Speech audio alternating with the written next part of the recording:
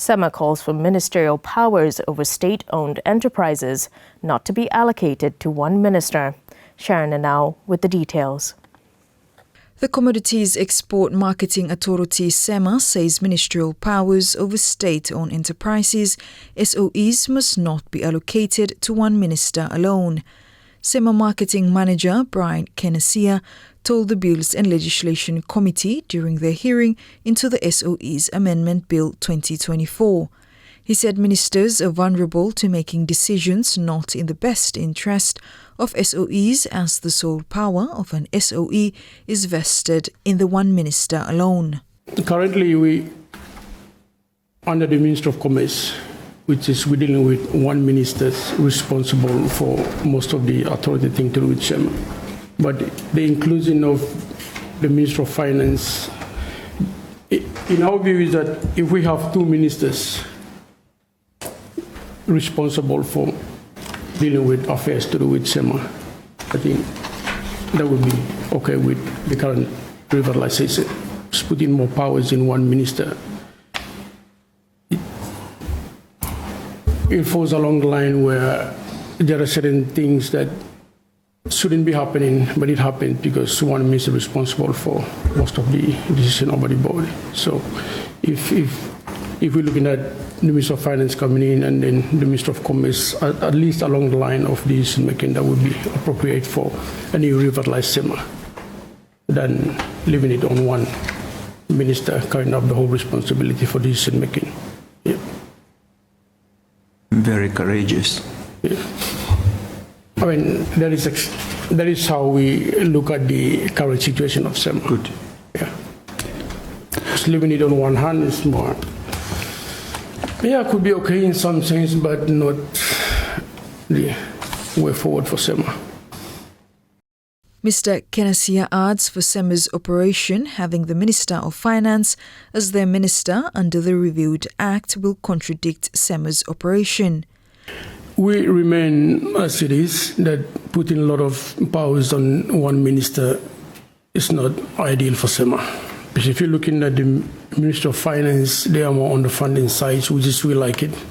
But then on the Minister of Commerce, where we actually, they are the custodian for what we do, they are the technical ministries. And most of their policies is exactly what CEMA is implementing. So moving out from Ministry of Commerce would be more contradicting what CEMA tried to do. And maybe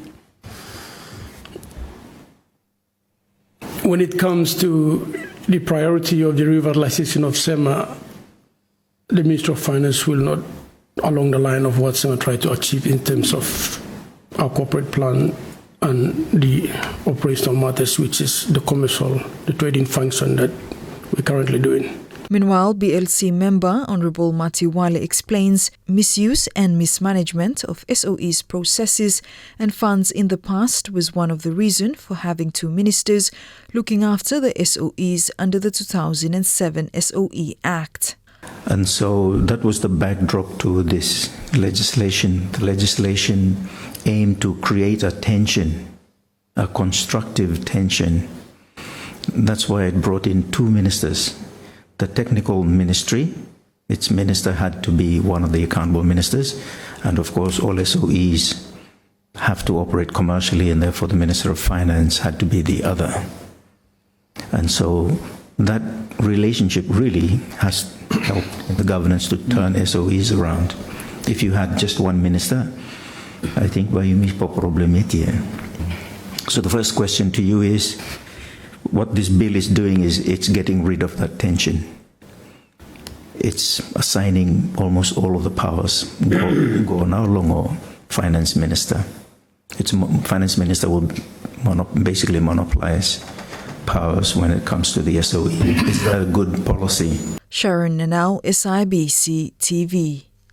Transparency Solomon Islands TSI describes government's SOE's Amendment Bill 2024 as a move to have power control over state institutions and assets. TSI representative Joy Abia told the Bills and Legislation Committee, BLC, during TSI's appearance before the committee. This SOE bill is concerning to us, TSI. It shows the ruling regime's determination to have absolute power and control over state institutions and assets. Total power that will be vested in only one minister, proposed by this bill. TSI notes with concern that the ruling regime has the number and therefore they can pass any legislation to accomplish this. This is something that we are also concerned about. Ms. Abia adds TSI views the current SOE Act as adequate to handle and respond to SOE's processes in the country. It's an attempt to legitimize building syndicates around state institutions and assets. We see this as